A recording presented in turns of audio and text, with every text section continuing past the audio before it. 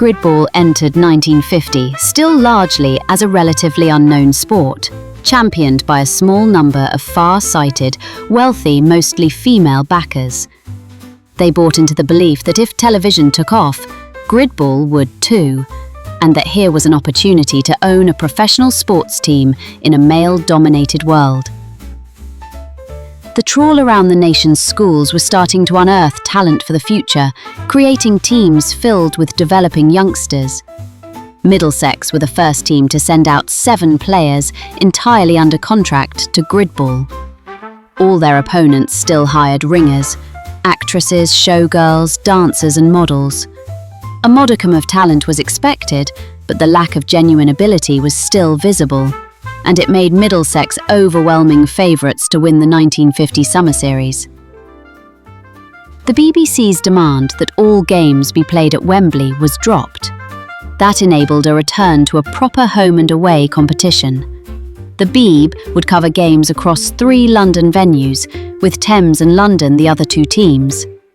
Glasgow remained, but Leeds, disappointed they couldn't secure a venue, opted to play the odd away friendly instead of taking part.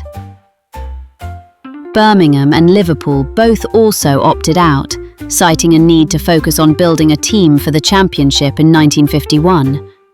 Manchester set up home at Bellevue, while the game went international for the first time as Paris joined the fray. In France, though, there was almost no media coverage at all. Sure enough, Middlesex dominated the first half of the season, but then, a dip in form threatened their march to retaining the Summer Series crown. The wobble included a mauling live on TV against a Paris side who had unearthed the first truly great talent of the game. Françoise Bernt, like most of the emerging players, a raw, fearless teenager. But this 16-year-old Czech-born Jewess, who had spent her childhood hiding from the Nazis in France, now tormented her British counterparts. There was still hardly anyone watching outside the middle-class suburbs of London, but the television people were starting to take notice. Having at first scoffed, they now began to think this new sport might have potential. Parallels were drawn with the birth of football in the public schools.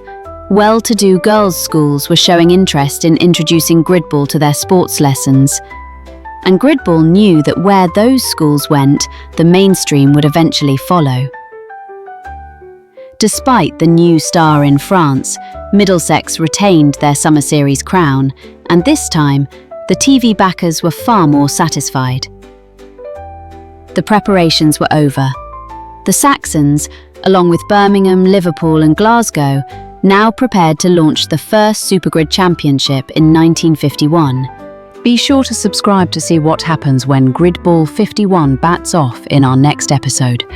And you can find out more about the teams and the players by visiting our website.